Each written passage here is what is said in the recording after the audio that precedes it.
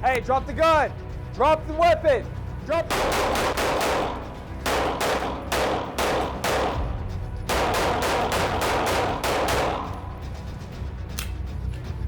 Oh. Whoops.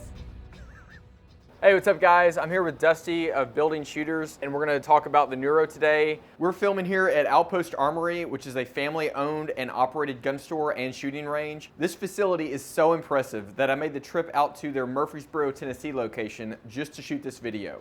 Outpost Armory offers a massive selection of guns, ammo, gear, and training. Their range even offers rental guns so that you can try out different options before making a purchase, or experience the thrill of shooting one of their fully automatic weapons. So if you're in Middle Tennessee and in need of a gun, training, or gear, then come check out their facility. And a big thank you to the Outpost Armory team for letting me use their incredible range for this video. Dusty, can you tell us about this product here and what it actually does? One of the things that became very obvious when I got into looking at the training design stuff, almost everything that we do in a live fire training environment is pre-scripted. So in order to, for example, say I'm going to get better at something, I have to be able to measure it. So for example, what we're going to do here, we're going to draw and we're going to fire 2 rounds from holster.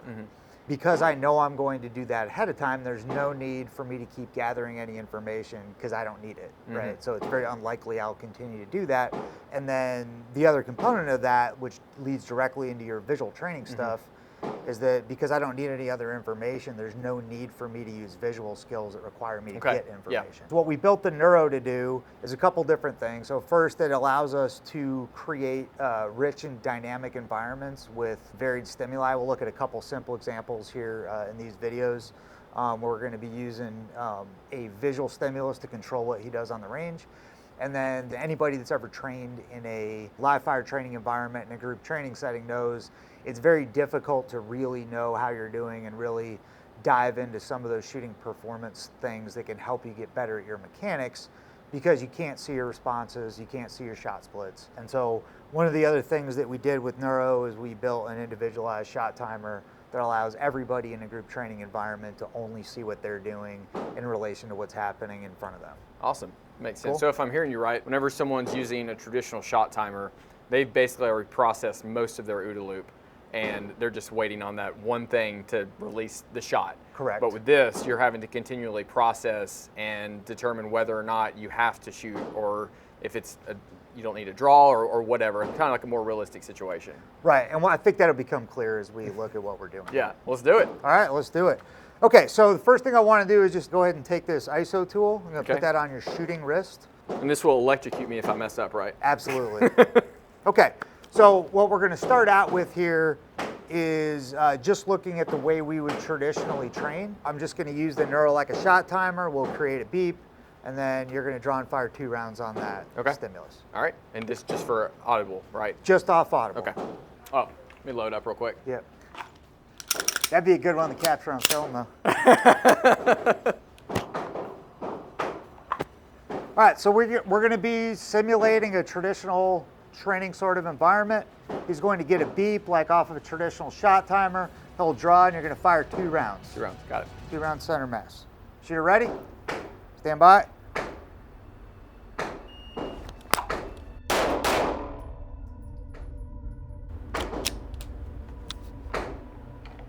Let's see how you did. That was a cold shot. Cold shot. No warm up. We got first shot, 1.29 seconds with 0.39 second split. So that's pretty good, 1.2 second response time. You can do better, but. From concealment, yeah. So this is what we would traditionally do. And so he knew exactly what he was going to do before he did it. Yeah. There was no need for him to continue to gather any continual information. I wasn't thinking about anything else. My mind was completely clear of any processing besides waiting on that go. Typical competitive shooting type, or even just training context. Exactly. Now we're going to use what you see visually to control what you do. You're going to see a red dot that will turn on. That's going to initiate your performance. And what we're doing here is we're working on the draw stroke. So when you get that red dot, you know that you're going to draw. Okay. All right. At the same time that that red dot comes on, you will see a green gun. And that green gun is telling you that there's a threat that you need to engage. Gotcha. What you don't know is how many rounds you're firing. Right? That green gun is telling you need to shoot, so you're going to shoot until that green gun goes away. Okay. Something else that we're now able to add into the mix as far as performance, right, and performance measurement is not just what is your response time, what's your accuracy, and what are your shot splits, but are you able to stop within a reasonable time? Okay, yeah. So what we're doing is we're forcing you to continue to assess what's in front of you while you're shooting. And so if anybody goes and tries this at home, you will notice if you ignore everything else and you just go down and do hard front sight focus, you can't see what's going on. And so you effectively have to stop shooting, pull your head up and look, and that's not really that effective, particularly for close quarters gunfighting. Yeah. It's essential that you bring your focus consciously in from the target to the front sight. If you can read the lettering on the target, your focus is not correct. So we need to continue to see what's in front of us during the engagement and use that information that we're getting to drive what we're doing as the shooter. Yeah. And in this case, you know you're going to shoot, Okay. okay? But how long you're shooting is going to be Gotcha. dependent Okay, on that what makes sense. happens. Yeah. Okay. Shooter ready? Ready.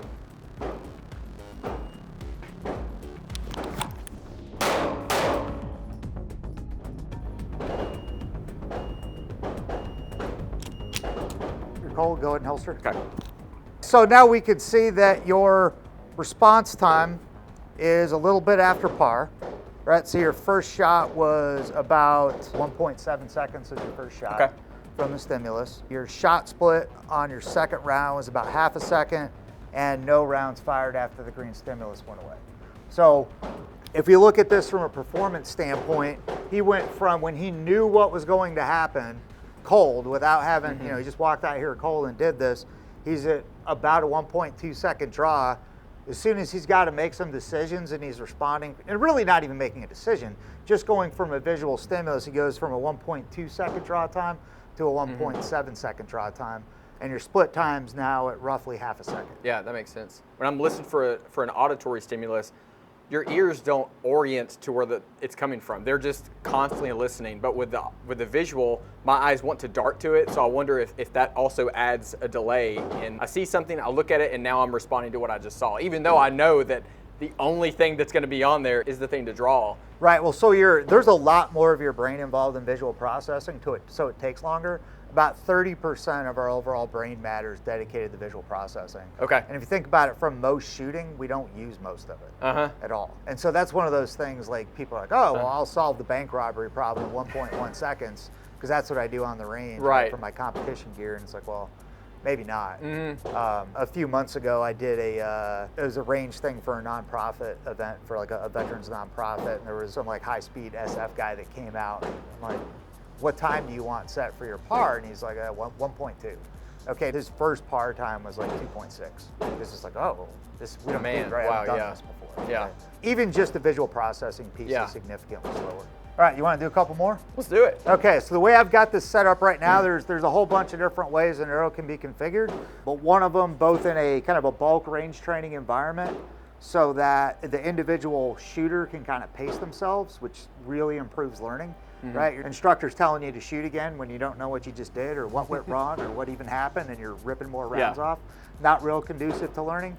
And then obviously in a self-training environment, you don't want to have somebody there that has to run the device for you. So the way I've got this set up right now, there is a button over on the left side of the device. So if you just press that button, it'll kick you off into the next thing. How will I know when to like holster up and all that stuff? You'll hear those 3 beeps, right, which will tell you that you're out of session. Oh, okay. And then you can go back Gotcha. in. All right. And that is adjustable. You don't want to teach yourself to completely stop paying attention when you hear 3 beeps. Right, but for what we're going to do today, it's in the default in the device. Criminals start walking around with beepers in their Exactly, exactly. All right, so on you, there's that little IA button over there. So Okay, just got it.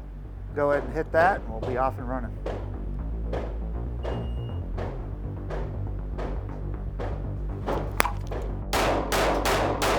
Oh, shot after it went away.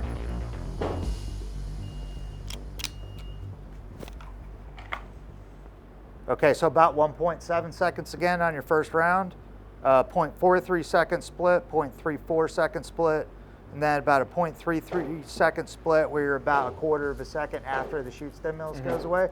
And so I want to make this point as well, because we do see people get into this and they're like, oh, I don't want to fire any rounds after that shoot stimulus goes away. I don't think it's realistic from a human performance standpoint, and I think that pushes you into doing things that a tactical disadvantage for you as a And kind of shooter. unreasonable. Yeah, like there's nothing wrong with firing around after the immediate shoot stimulus goes away, because it's not realistic. The only way to make sure you never do that is to stop shooting while there's still a threat, right? But what we want to do is continue to process information during that time frame when I don't need to keep launching rounds for whatever reason. I should stop. That makes sense. And so each time I hit that IA button, it's like just one iteration of, correct. And then the 3 beeps. Yeah, so it basically gives you your own drill each time you hit it. Yeah.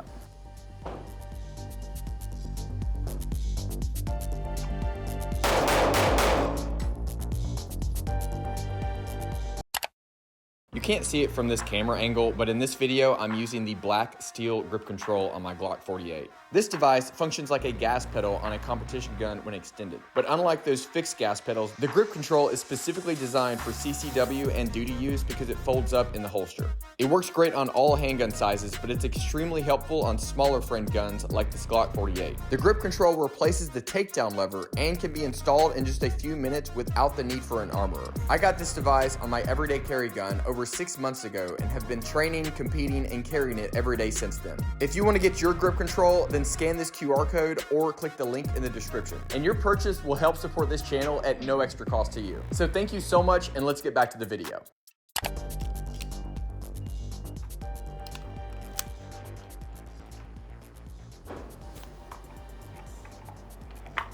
Okay, so 1.6 seconds, 0.2, 0.21, 0.31, and then you didn't shoot it, like you had one round just about the same time that green went off, didn't shoot again. Okay. Right? Yeah, I can tell how much different this is compared to doing something like a bill drill, right? Where you're just like, draw and hose it. Right. I mean, this one you're like, shoot, process in the moment, like while under recoil, still processing whether or not it's still there. Yep. I like this a lot. Cool, let's do one more.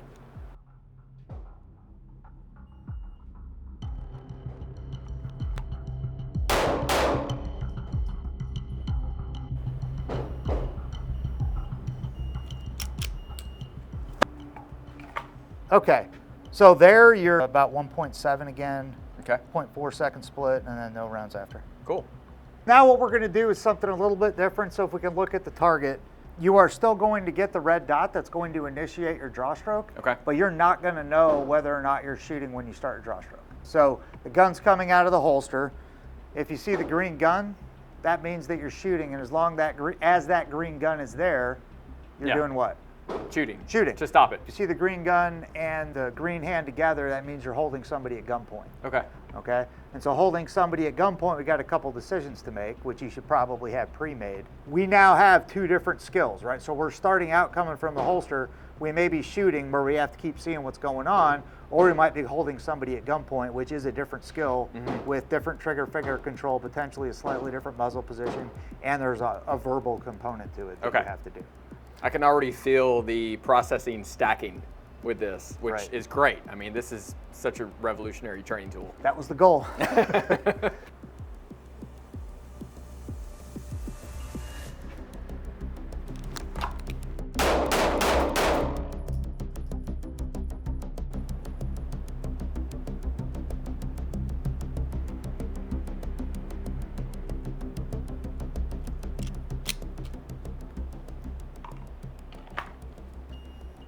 Already having to, in mid-draw stroke, process additional information is just so much different from traditional training.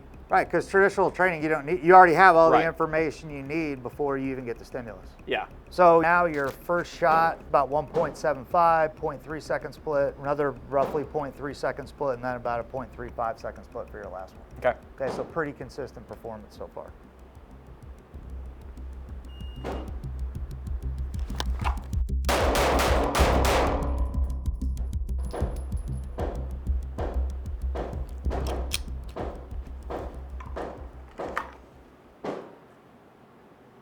All right, so let's take a look here. That's about 1.5 second first shot, 0.21, 0.3, 0.36, and about 0.25 on your last round. Okay.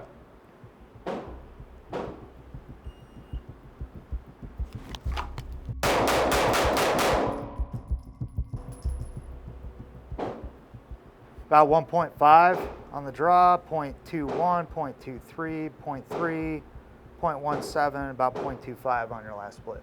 Right, it's kind of getting in the groove, warming up here. Again. Drop the gun! Drop the gun! Put the gun down! Put the gun down! Put the gun down! drill over? Okay. There's no data to pull on this one, right? Because we didn't shoot. It was kind of that, I don't know what to say. Yeah. I was like, oh wait, I'm supposed to talk. The car handle real good. Can you speak up, Ricky? The car, it handle real good. So one of the things we see pretty consistently when we run training with this is, and we're going to do this next so people will see this. We start adding multiple skills into these types of drills, and most people will get rid of everything except the shooting, so they don't do the other skills. Yeah. And it's like, why aren't you doing that? Well, because it's too much to think about. It's like, well, it's kind of what we have to do for real, right? Yeah, I can't imagine if you put an entire line of police officers on this. What is your experience when you do that? Like, how revolutionary is it to them? Are they open to like what this is showing them? Well, so it's kind of a mix. We did a demo, I guess about 6 months ago for an agency. So they brought a recruit out, and the recruit put 15 rounds into a no-shoot. Nice. In front of the chief. Oh, that little guy. I wouldn't worry about that little guy. So that was pretty, so to speak, eye-opening. Yeah. For them, it's like, oh, it's like, right, because you haven't taught them to see anything when they shoot. So we told them to shoot. He saw the shoot stimulus and just let it rip, even though it was a no-shoot stimulus before his first round went off. Wow. And he just didn't see it. You're going to want to put all of your effort in focusing on the front sight, which means that the rear sight will be blurry and the target will be blurry. We also get the response sometimes, like I taught a class, and one of the comments that I got from one of the agency's instructors was, you're having us either talk to people, hold them at gunpoint, or shoot, right? Those are 3 different skills. He's like, I can't do it. It's too much. So there's no way I could ask a recruit to do it. And my response is like, well, isn't that what you expect every police officer to be able to do? For real? It's like, do you hear yourself? Right. Instructors will struggle with it, right? Even doing basic things like, can I shoot, talk, or hold somebody at gunpoint? And they find themselves really struggling to be able to do it and think that it's too much to, ask people to do, which I would disagree with, because the reason that we struggle with it, because we just drop into this shooting mode and we're not used to having to process information and integrate these other things into what we do with a gun in our hand. But that's the expectation for all of us for real. So when someone gets this and they start training with it, what are the steps that they should go through to start improving that, or is it just do a bunch of reps? The best time to get somebody on the NURO is when you're first teaching them. Even as you're like, okay, let's work on the fundamentals and learn marksmanship, you're doing marksmanship where you're controlling what they do in a marksmanship environment based on what is happening at the target. So they have to keep seeing that. And so it prevents people from learning visual skills that are not relevant to gunfighting. Okay. Because you always have to see what's going on. You're using that information to control what you do from the very beginning. And so then you never learn visual skills that don't allow you to do that, because you can't use them ever. If you haven't done that before, what I'd recommend is you just kind of go back and work yourself through, let's just go back and like work on the fundamentals, but do it in such a way where your fundamentals are controlled by what's happening at the target, and then start adding additional complexity. And we'll look at a couple things here in a second where we'll integrate other skills, and then we'll start pushing that visual processing out where you have more stuff to see. If you had a row of targets, a bunch of officers online, you can have it to where each officer is getting a different stimulus. Correct. So now you're combating that like sympathetic fire. Yeah. I mean, stand up in a theater and start clapping and you'll get half the theater to do it, or the wave at a baseball game, right? It's a normal human response to do what other people are doing. But if the person next to you is launching rounds into a truck that doesn't need, with 2 people who don't even have a weapon into it, maybe you shouldn't also be doing it, right? Or because they heard an acorn. I mean, these are things that happen. Yeah, absolutely. Not that infrequent that it happens, right? Yeah. So seeing what's going on in front of you, just because that guy's shooting doesn't mean I need to be, right? And I need to make my own assessment and see what's going on in front of me. I'm sure that people are going to comment about the actual stimulus that I'm seeing compared to a simulator where it's like you see a person with a gun. Like they're going to say, oh, well, now you're just training yourself to see a red dot. Can you explain kind of the neuro pathways and how, yes, it may not have the detail of what you're going to actually see on the street, but the pathways are still being trained? Yeah, so there's 2 components to this. So one is what we designed this to do is stimulate object recognition circuitry, right? If we just kind of looked at the core components of what are the parts of the brain, and then what are the components of neural circuitry that are involved, right, when we kind of go from 0 to launching rounds, right? And then de-escalating at the Yeah. end of that. So object recognition, motion detection, the application of context. Here we're doing something that's very, very simple, right? And we're isolating very specifically the draw stroke because that's what we want to do. That stimulates the motion detection circuitry. And so the objective of the design was, let's get all parts of the circuit board that we need to use for real and make them work together in the same way, right? Where your object recognition, motion detection, and the application of context, that visual stuff that you're getting, is driving your performance. Okay. Right, so those are the components of the circuit board that we need to work for real. So that's the first piece. The second piece is that we can use this rather than what we're doing right now, where what you see there is dictating what skill you do. For example, I said the red dot means you draw your gun, but I can use that red dot also to represent the behavior of a subject, and then you have to make a decision about what you do based on what the subject has done, right? And so in that environment, right, or with that application of it, particularly if we give you like a video, I don't tell you what the stimulus means, I just show you the stimulus and give you a video of what the subject does. You will visualize that as you see that red dot, right? So you see the red dot, visualize the person drawing the gun or throwing a bottle or whatever it is that you saw in that video. And so what that is, from a neurological standpoint, when we visualize something, it is like a low fidelity version of something happening. If you get in and you start reading about the visual system, it's a pretty spooky thing actually, because what we consciously perceive is not what's there. It's a self-constructed representation of what's there, and our brain is filling in most of this stuff.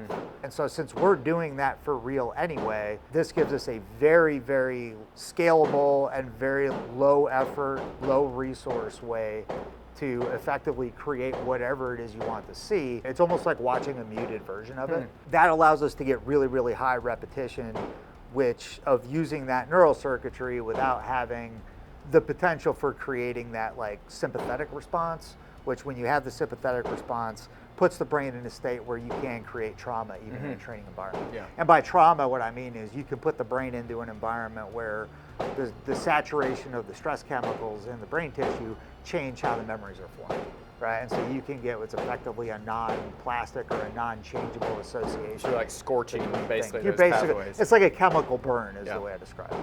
Yeah, and so it allows us to get high repetition of that stuff without the potential for creating a chemical burn in a student who's not ready to experience that. So that's something I would caution people about, whether it's with this or it's when you get into simulators where you're kind of creating these, quote unquote high fidelity environments, is do you actually have the ability to solve the problem and do the tactically relevant things in that environment? One of the reasons when we get into like what we're doing now with just shooting skill development, we're using every component of the circuit board, right? But we're not giving you a tactical scenario on purpose because you can't flank this guy, right? And you may want to do that for real. You can't retreat, use cover, run around, go up and punch the guy in the face, do muzzle strikes, right? Whatever it is that might be relevant for real, you can't do that because the training environment doesn't allow it. So let's not give you a tactical scenario and then tell you can only do things that are not tactically sound in response to it. Right. Because that doesn't help Well, us. even in those, you're just watching a screen and there's no parallax relative to you, the threat, and objects between you and the threat, so you can't move. I can do this, but that corner of the wall is still going to be in the same position relative to where the threat is. Right, and even in the more advanced stuff where you can, the visual processing that happens in those is different.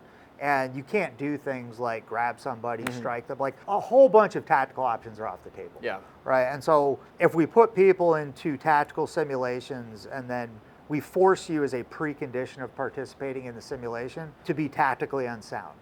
Right. You must be tactically unsound to participate in this tactical simulation. Part of the game. And by unsound, I mean you can't interface with your terrain, right? You can't be tactically sound if you can't interface with terrain. Because that's sort of the basis of tactics, right? Anyway, so from the perspective of like what does neuro do and what can we do with it, there are absolutely things that it can't do, right? And it's not supposed to be the complete solution by any stretch of the imagination. But there should really never be a time when we're trying to develop tactical skills like shooting where we're not using all of the skill.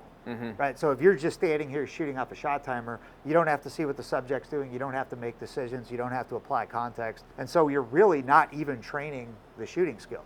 You're training a range skill, you're not training a skill that has to do with the real world. And so those things don't tend to translate very well. right? Which is part of why, for example, if you look at some of the studies that have been done trying to correlate qualification score and performance in gunfights, there's no correlation at all, right? People that shoot better on quals or worse on quals, there's no correlation to what happens in a gunfight, because what we do in a qualification doesn't even use the same brain circuitry. And so what this allows us to do is like, hey, let's build the shooting skills, but let's build all of that relevant brain circuitry when we build the shooting skill. Yeah.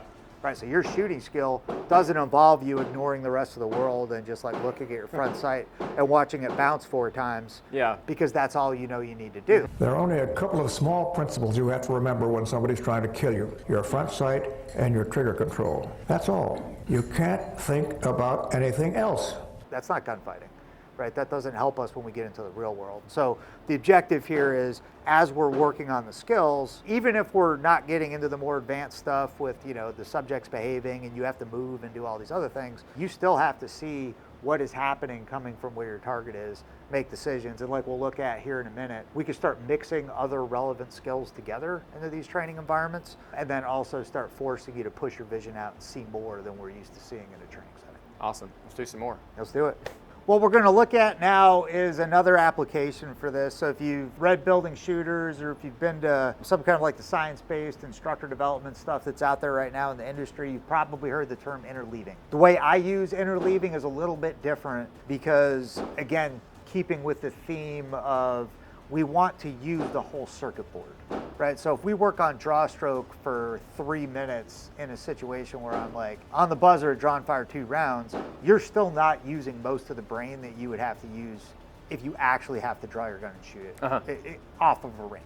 Yeah. Right. Most of the brain is not involved in that. And so any time that we're training, we want to use all of the brain that we would have to use for real, right? Because that's how we develop it, is we use it. We use it together in the same way. So the way I use interleaving is the way that it is used in computer science and a neural network development standpoint, because that research was actually taken from how the brain develops neural networks that work for real. Yeah. And so that's what we're trying to do, is build the brain circuitry, right? I call it the brain circuit board, right? That's relevant to doing these skills. You have like all these files, and you're basically letting the student figure out which file to run whenever you get the stimulus. Correct. As opposed to, all right, today we're running file A, and that's, you don't have to think about anything else. Correct. This is like, pick from your file portfolio and run that file whenever you see the stimulus. Correct. Okay. Yeah, and so this is, again, like this is a way to do it where we have taken out any tactical context.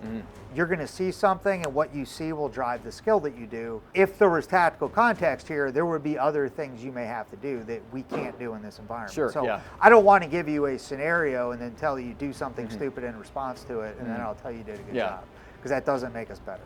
So here's what we're going to see here, right? You are going to potentially see a red hand.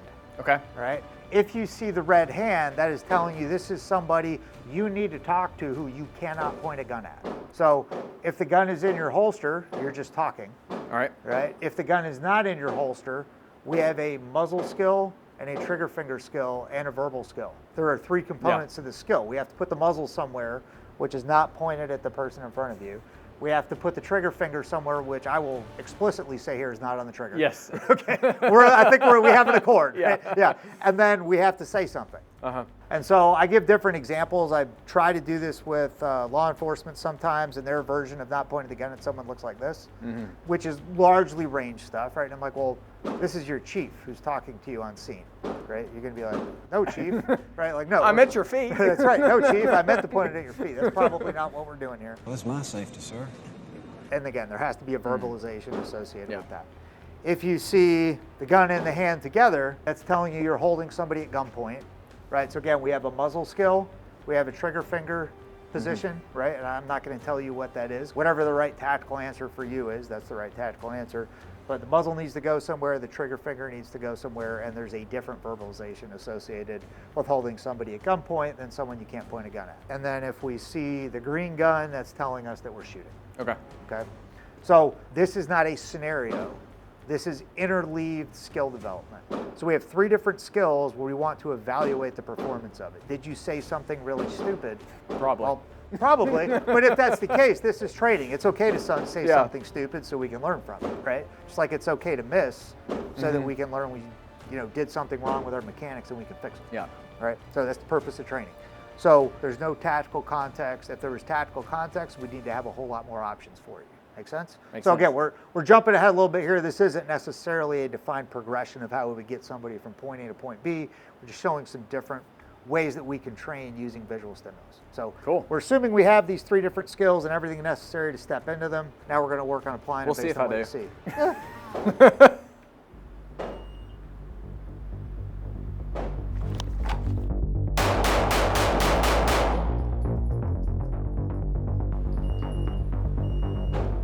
I'm not gonna lie, it caught me off guard. I wasn't expecting a gun from the get-go. Green went on, so you're looking at about a 2.1 second first shot, about a 0.3 second split, and then roughly quarter second splits after that. Last shot's about a little over a 1/10 of a second after it goes away, so all that's good. Right, but again, like, you didn't know what's gonna happen, so we started this out at a 1.2 second draw time, and now you're at 2.5 almost. As you're building that complexity. You're building that complexity. Yeah. You didn't know you were gonna draw, so just not knowing you're going to draw took you from 1.2 second cold to a not cold 2.5 second draw. Yeah, guys, you have to try this because I'm telling you right now, what I feel, the sensation I feel when I'm doing this is completely different than like just traditional training. Right, and again, this is not a scenario. We're not Yeah. doing tactical training. We're working on skills. The reason you feel all that, like you kind of feel like smoke starting to come out of your ears, that's because this is all of the part of the brain that we traditionally have not used. Yeah. You got more of your brain working because it has to accomplish this. Go again. Burning more calories. I'm gonna be really hungry for lunch.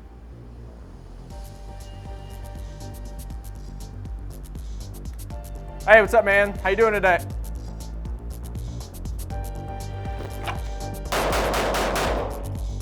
Drop the weapon!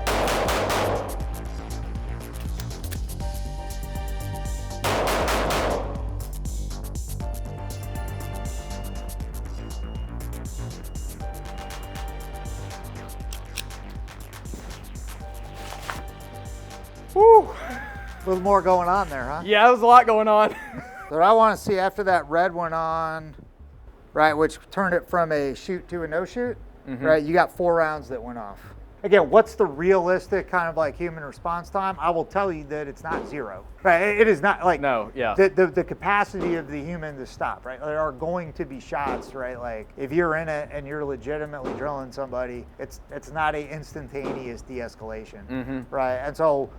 But these are things we had not trained to do. Right. We have not, like, as you kind of get into that rhythm, the way that we've all trained is the world goes away and we're just doing the shooting mechanics and we stop gathering information. And Yeah. so as We've almost trained ourselves to have tunnel vision. That hard focus has to be on the front sight, and that's the most important thing to look at. The target will be blurry, and the front sight will be sharp and clear. No, that was much different, having to change gears up and down, Right. and that fluctuation was unlike anything I've ever done before in a training environment like this. Right. Again, like this is not a tactical drill. We're not interfacing with a person here. We have 3 distinct skills. We're using what he sees, the object there, orientation, applying the context, right, which is all the brain circuitry that we have to use for real, and then using that to drive the skill that you're doing. And we can evaluate the performance of each of those skills.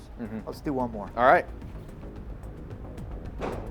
Hey, what's up, man? How you doing today? Okay.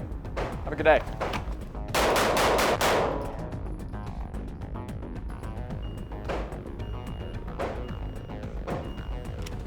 You just kind of walked off. I guess he didn't want to talk to me.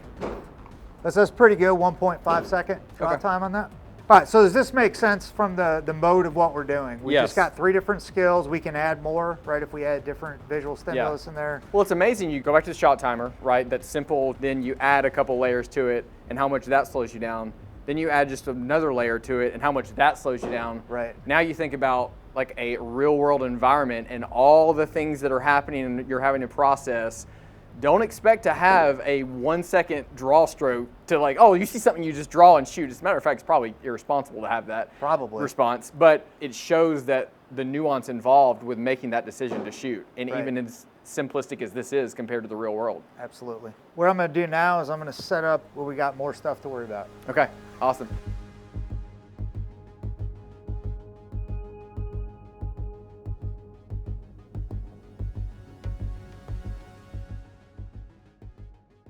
What do we got now? So we're gonna add a little bit more to the mix. So what you're gonna see here, this is actually the same drill that we did before. We're just adding a couple other NUROs into the mix. So on this middle one, you're going to get a stimulus that tells you to draw, which is going to be the red dot. Okay. Right? You may be shooting. If you see the green gun, if you see the gun and the hand together, you're going to hold a gunpoint. Okay. Okay.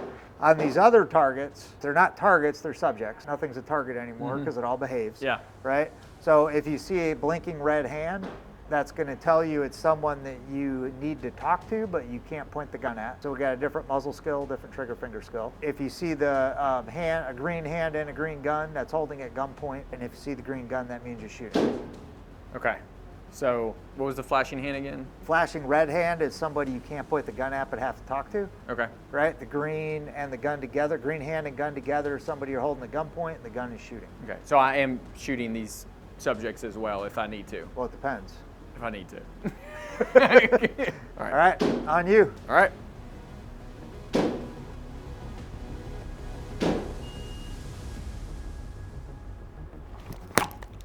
Drop the gun! Drop the gun! Drop the weapon! Drop the weapon! Drop your weapon! Drop your weapon! Drop it!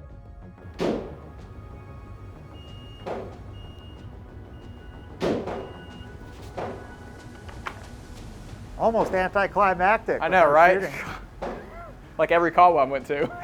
It does kind of bring the point, though. Sometimes it's like, all right, I'm in the training environment, so I got to shoot everything, right? And so that can translate to, I have a gun in my hand now, so I must have to shoot something, right? Drop the weapon! Drop your weapon! Drop your weapon! Drop it! Thank you. All right, go ahead and jam your wrist out there. Make sure we get your shot data. So I noticed on that one, I still had a gun and I moved over while I still had the gun. Yeah, you didn't prioritize very well, right? No, yeah. Someone's shooting at you. Yeah. You stop sending rounds at that dude to hold this guy at gunpoint who you don't need to I knew shoot. 2 was enough. It kind of brings up the point, right? Yeah. Like, you need to see this and not just respond to it. You got to process it. Yeah. I see what you're saying now about having to pick up and how this can train for that. Right. Because you got to see more now. I don't just have to see this there, spin over and shoot it. I got to see it and make decisions. Yeah. While I'm still shooting.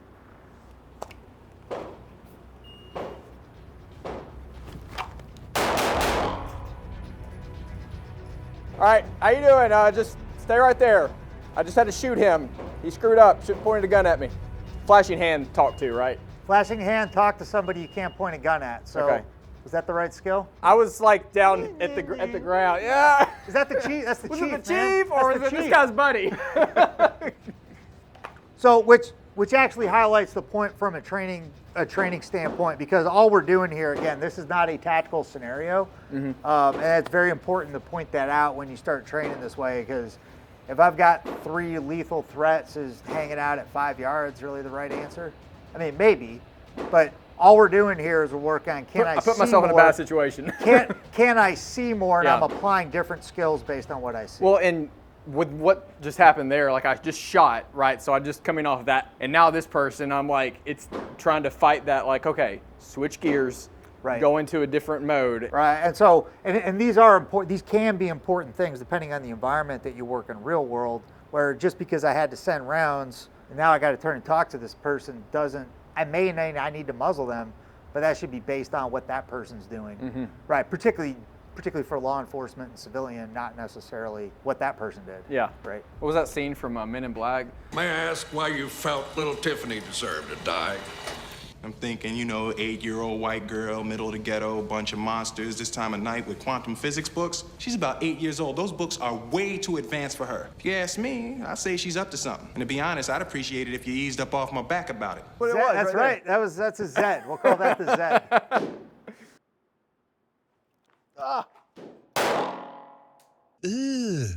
Brother, what's that?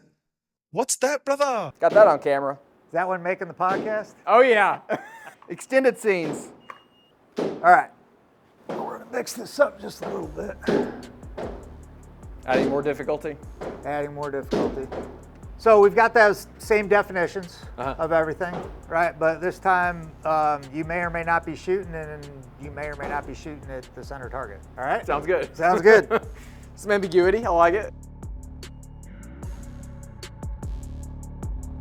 Hey, drop the gun. Drop the weapon. Drop the...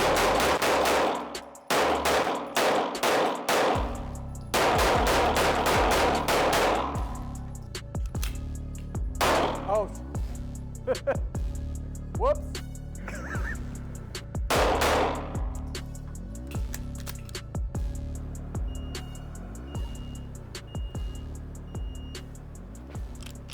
That's a write-up.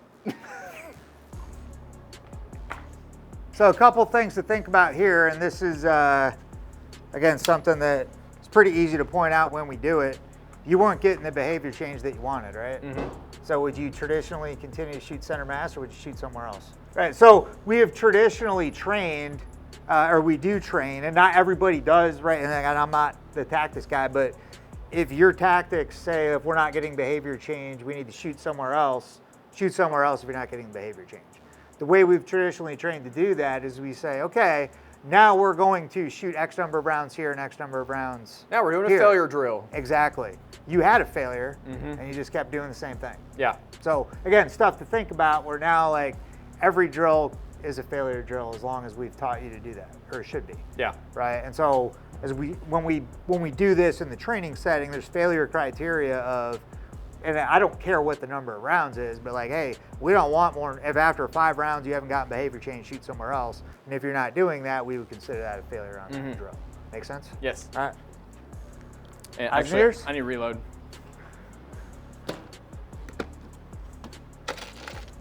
But yeah, it's amazing like how even just those little layers of complexity just turn it into like, oh my gosh, what am I doing? How many agencies do y'all have that have adopted this?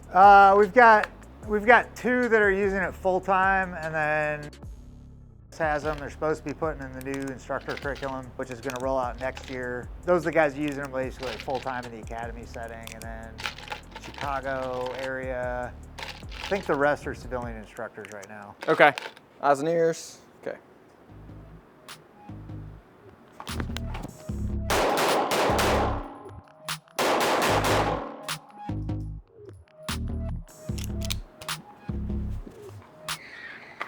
So walk me through like what you're looking at and how you discern this. Your first round would have gone at about 2.3 seconds. Right, so just adding that little layer of I don't know what I'm shooting at is adding a second to your draw time. Then you got a 0.28 second shot split, and you've got the other green blinking went on, and then right about that same time was your 4th round. Number 1, the green laser stopped blinking at 0.04 seconds, so that went off. About 0.18 seconds after that, you fired your 5th round. If you think about what we're used to seeing when we look at a shot timer, all we're used to seeing is our shot splits because that's all there is. And so there's a tremendously large amount of data here, right? And so to be able to sit there and look at it and get value out of it, right, there can be a point of diminishing returns. And I'm assuming too, there's a bit of inference that has to be made because it doesn't know which target you're shooting at. So you kind of have to see like, oh, hey, he shot 5 on this one. And then I know that he transitioned to this one. Correct. So what we're doing now is it's a very similar drill. The only thing you're going to get though is just the green shoot stimulus. So you may or may not get the green shoot stimulus. You may or may not get it on multiple targets. Okay. Okay. So we're again working on just isolating that draw stroke and really working on the shooting mechanics, but we're pushing out the vision, and you got some other decisions you got to make, right? So you may have to figure out how your round distribution goes, whether or not you're sweeping your muzzle across a no shoot, and then we'll be able to see we got some improved data reporting for this. Cool. All right. We'll see. We'll see.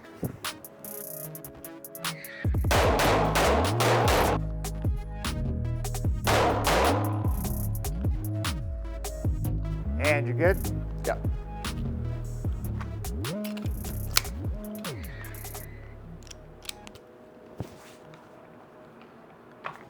So one of the things we can do with this, because we have multiple in play, is I got to tell it which, if we want the reporting, I got to tell it what we shot at. All right, so your first 3 rounds were here. Right, your next 3 rounds went to 1. Or I'm sorry, your next 2 rounds went to 1, and then you fired 2 more back at the middle one at the end, right? So now I've got the rounds assigned. And so now it's going to give you a report, right? So our par time was set up at 1.5. Your first round was 1.88. We've established our stop time at 0.58 seconds. You got 2 shots over, right? And then you'll get a report on that second one, right? That's the second appearance of the stimulus. This is you being able to see all your shots and splits without any other stuff in there. Now we get a report for each of the targets that was involved, right? So 1.88, your next 2 rounds were after the stimulus went away. And these are 2 rounds were after the stimulus went away. One of them we're considering late. And those par times were defined previously? Yeah, I set them up, right? Okay. You basically set up what you want those parameters to be, and then it gives you a report. Okay. And so if you notice, like, the good thing about this is there's a lot of data to go look at. The bad thing about it is there's a lot of data to go look at because you're not getting the reps. So a lot of what we see with this is like, okay, you can collect, you can save all this data if you want to. It won't save it by default, but you can set it to save it. You can go pull it afterwards and analyze it. But if you're going to get high rep stuff, it's kind of good to pick, like, here's the 1 or 2 things I want to look at for this session, and then just kind of drive on instead of spending like 5 minutes digging through a data report every time you shoot. Right. Right. You start losing training value there. Want to do another one? Yeah.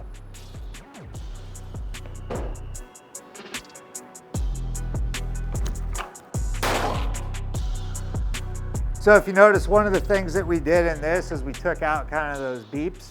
So it actually forces you to like come over and check. So before you decide that you're out of the fight, you got to come verify. There's no like primer, and then there's no like, there's all right, no we're done. Ongoing thing, right? You got to come be like, am I done yet? That'd be really cool at a 360 range. Oh yeah. So you got a 2.35 second draw. Okay. Right, so again, like, you got decisions to make, right? I don't know what I'm shooting at now. I got to look. I may have been looking over there when that one went off, and I'm like, oh gosh. Right, exactly. And you actually shot after the shoot stimulus went away with round, right? Yeah. So it was that. So that's the 0.17? So you shot 0.17 seconds after the shoot stimulus went away was the only round that you fired. Okay. Right. Correct me if I'm wrong, but I had that one go off, and then that one go off. Correct. And then that one go off, and then that one turn off. Yeah. Or turn off, and then that one turn off. Right. And so we could look at that, right? If we get into the reporting here, right, this is the kind of that primary one, which is over here. This was the first one that went. 2.35 seconds was your par time, right? You're okay on your de-escalation, right? It was half a second. If we look at the other one, right, I can see you had, it was not on that long. It was only on for about 0.7 seconds. That was all threat exposure, right? And that's how we report this, is like, this is a threat exposure. You're exposed to a threat you're not engaging. Make sense? Yeah, it does. Cool. You gonna do another one? Keep going. All right.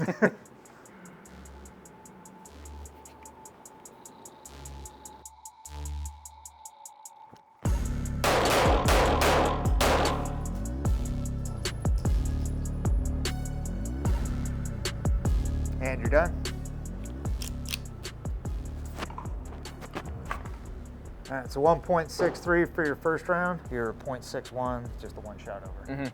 So a typical training, how would that go? Like if you were going to put a group through this, I'm assuming it wouldn't just be one day, but if you were to build some sort of a training program, how would you approach that? Yeah, you're just using the vision to control what the students do on the range. And you're always putting decision making into it. So we're teaching the same skills, and you're really not necessarily teaching them differently. I mean, there's a whole training structure part of like distributing the training out and like, not exceeding the parameters of short-term memory during training delivery. But setting that discussion aside, it's not necessarily tremendously different other than that this is how you're controlling the range. Right? And then on every repetition, you now have the opportunity to look at some other parameters that we traditionally haven't been able to see, right? So even in a group training environment, I can say, I don't just expect you to have this standard of accuracy, I expect you to do it at this speed. And I expect you to be de-escalating when your shoot stimulus goes away. And I want to measure that, right? So you can look at these different parameters of performance or these different areas of performance that we haven't really been able to see before in group training.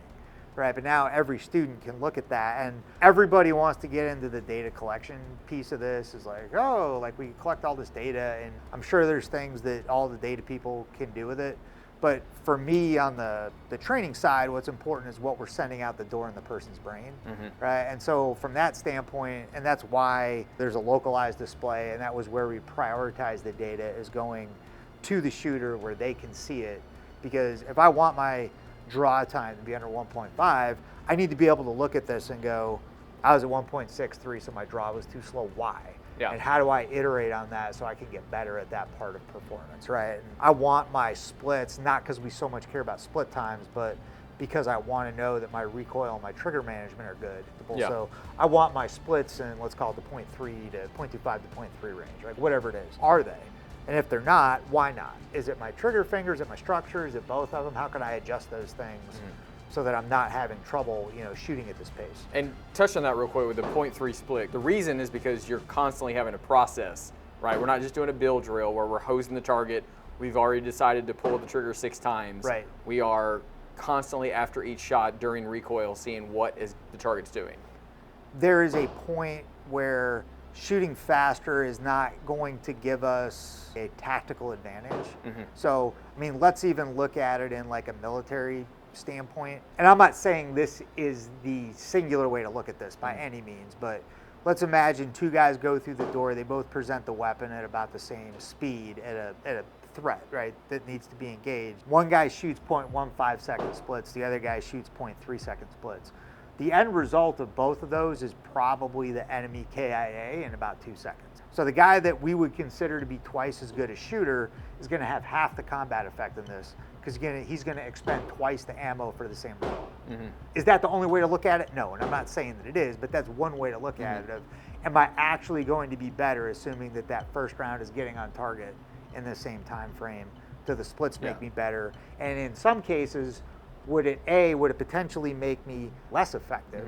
Because now, I have to go back and resupply. Yeah, there is a point of, fast. I think everyone could agree, there is a point of diminishing returns. Because if you got someone that can shoot a 0.0, let's hypothetically, 0.01 second split, right? We're going like beyond full auto at that point. It's probably going to have the same effect on target that someone with a more of a reasonable split, but you're expending an insane amount of ammo per target. Correct. And again, that's not the only way to look at it, and I'm not by any means saying that it is, right? But the other component of this, and I think we talked about this off camera before, is what are the other things I need to do that will make me more combat effective? So for example, can I engage at a reasonable speed, right, where I have good structure, good control, right, and I'm basically maximizing my tactical advantage? And can I also see what's going on, right? Can I make decisions about, I've got a teammate going over here, so maybe that's going to tell me I need to move and I need to, get myself to this cover that's available to me over here. And again, like the tactics are not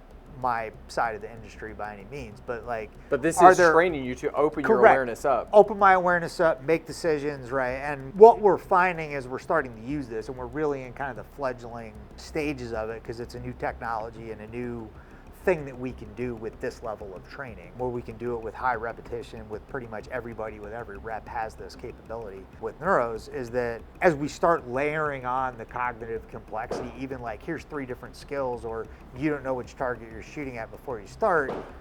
You shoot sub-quarter second splits till the cows come home at this range, right? But not now, right? Not when you're having to make the decisions, right? Like you came out and did a cold 1.2 second draw time, and we're like, yeah, I'm slow on that one, right? But now you're almost 2.5 seconds, right? And it's so amazing. Yeah, because there's other stuff to do. So it's not that shooting faster is necessarily inherently worse, but there are definitely other things that will make you more combat effective, right? Can he get to a consistent 1.5 second draw and 0.3 second splits rather than half-second splits where he's making decisions while he's doing it? That's going to be better than where he is right now when he can run the gun at probably close to sub 0.2s if you don't have any of this stuff to think about, right? Is that skill translating to this? You can certainly make the argument that it's not. Right, because now you're having to use all these other brain functions, and when you have to do all this other stuff, that level of speed isn't translating for you. The traditional argument has been, well, let's be twice as good here because I'll only be half as good for real, right? That's been a traditional argument, right? It's out there, and I think looking at the brain science and looking at how we actually perform, that the reason that that's been the case is because when we get into the real world, we're not using the same skills. You're trying to take a skill that is a different skill than you're using in the real fight and translate it on the fly. Because most of the brain circuitry that you need to use, right, the vision and the decision making isn't used with this other skill. So it's actually a different skill. Yeah, well, it's like if you were learning how to drive, and they're like, all right, while you're learning how to drive, we're just gonna have you go off this auditory stimulus to go, and this other auditory stimulus to stop. Right. And then when you get on the road, you're like, oh wait, I gotta count for distance and accelerate, and how fast that car's coming up to me, and brake lights and traffic lights and all this other stuff. Yeah, I've used this analogy for a long time. Like our existing method of training is like, we're gonna put you on a tricycle or like a big wheel in the driveway and have you ride around, be like, well, it's got wheels on it and it drives and you got to turn, you're good, right? And then we're like, yeah, jump in an SUV and head up 40 to Nashville during rush hour. Let's see how that works. Let's see how that works out. Yeah, like good luck, he'll be fine. Yeah. Hey, you've been on wheels before. You had to stop and turn. We had a check in the box that said you were on wheels. We're good. So you're trying to take something that really is a totally different skill and then translate it into that operational environment, which is why that has always been like, all right, I'll only be half as good, right? But if we actually build the real skill, we should be able to run at about the same pace. Again, I wish I could say I had 100% all the answers and like 15 years of like stacks of studies on using this. We don't have that yet. But certainly when we train, and we can see that here and you can feel it. Yes. When we train, like I know I'm shooting, I'm gonna sit here and just run the gun. Most of the brain is not involved in that, right? Most of the brain that has to be involved, even for something as simple as like, I might have to hold at gunpoint, shoot, or talk, 3 predefined skills based on a very simple stimulus, and that's slowing you down to above a 2-second draw and about half-second splits. Yeah. Where can someone, be it a trainer, individual, or a range, where can they acquire one of these? It's my favorite question of the day. If you go to buildingshooters.com, you go to our online store, you can actually buy these online now. If you're an agency, there's a button on our homepage that says you can send in for a quote for LE mill pricing, and we can look at training and stuff like that. Well, man, this has been awesome. Way cooler than I was expecting. That's what I like to hear. So you guys check it out. It's the NURO. Thank you so much for watching, and until next time, train to a higher standard. Thanks, man. Thanks, man. It's been great.